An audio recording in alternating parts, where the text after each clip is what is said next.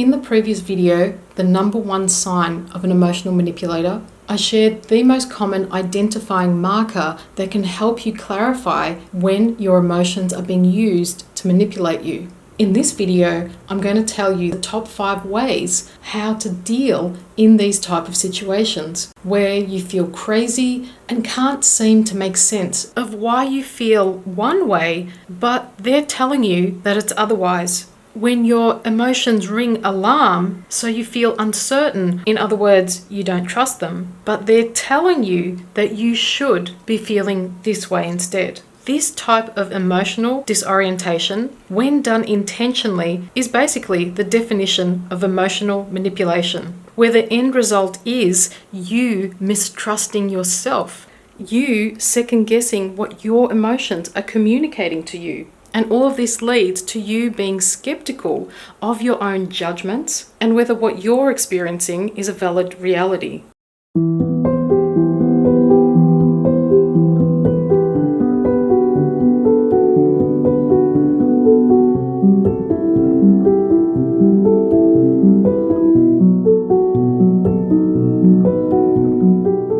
Emotional manipulators are highly skilled at deceiving, hiding, pretending, coercing, using your feelings and insecurities against you, being passive-aggressive, using guilt and ultimatums, and hooking you in emotionally so you feel disoriented. So the first thing you need to do is just to ask them, point blank. And this gives them the opportunity to clarify your confusion in case it really is just a misunderstanding. And of course, this may not be appropriate in all situations. This requires a certain amount of skill.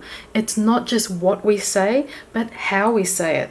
Emotional manipulators count on us being highly emotional, accusatory, and reactive. So it becomes especially important to stay calm, factual, and emotionally detached. Emotional manipulators like to play games. They think they're really clever at keeping you in a chronic state of confusion and generally don't count on you being upfront.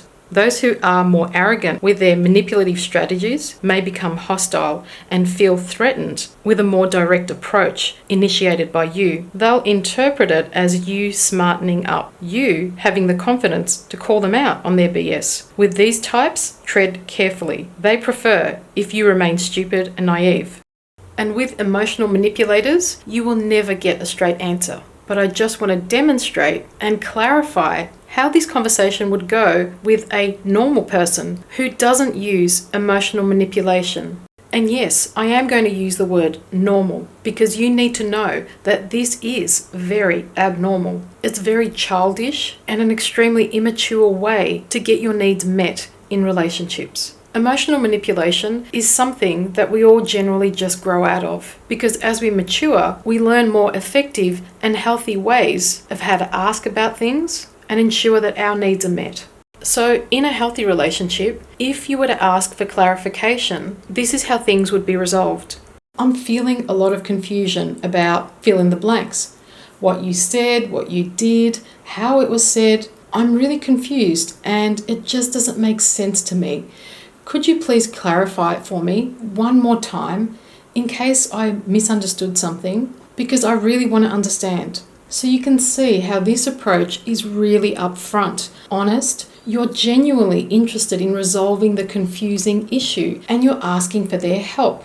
Now, this will reveal quite a lot to you. The way they respond will give you a lot of information. And let me tell you why. A person who isn't trying to manipulate you, emotionally or otherwise, would most likely respond well because they value your relationship. They want to be clear and feel understood by you. Their response might be something like, "Oh, I'm so sorry. Yeah, I can see how that may have confused you. I probably could have been more clear about what I meant. I can understand why you'd feel uncertain or unsure. I'm sorry about that, but this is what I meant to say. Does that make sense? And is there anything else that I'm able to sort out so there's no discomfort or bad air between us?"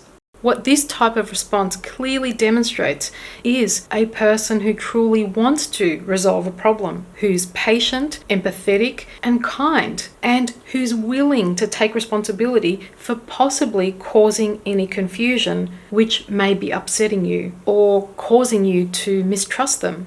So the bottom line is they value honesty and trust in your relationship. And of course, let's be reasonable here.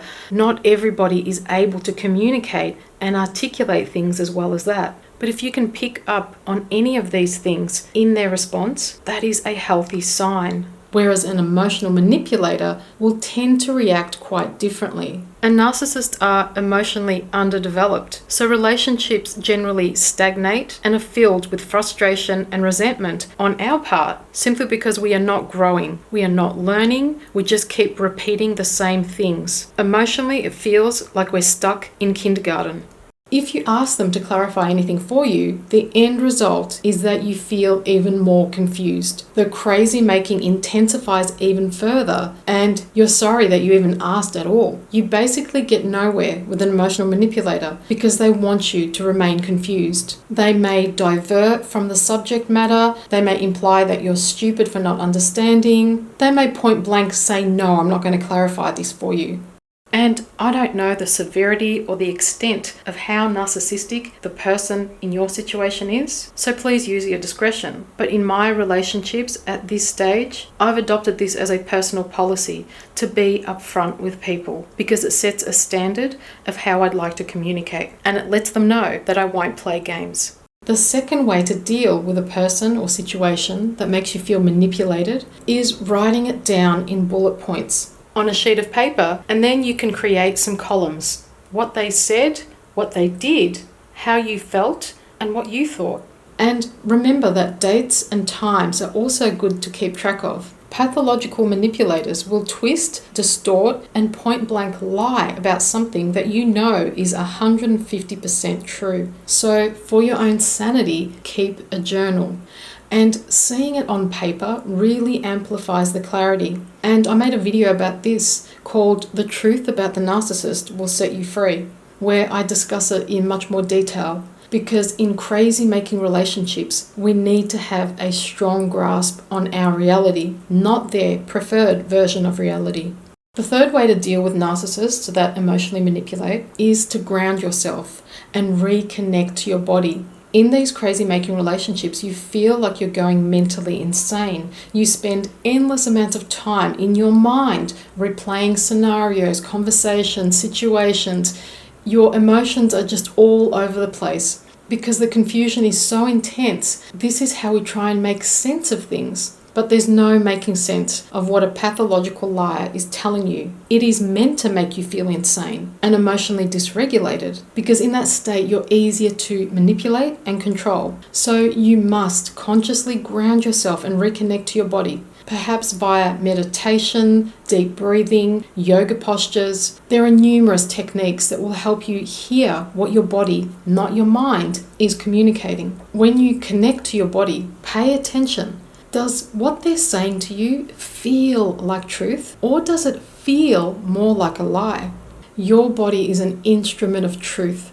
When someone is being truthful with you, you feel at ease, open, relieved. But when someone is deceiving you, your body and your muscles might tighten. Your breath may contract. You may move backwards and away from them.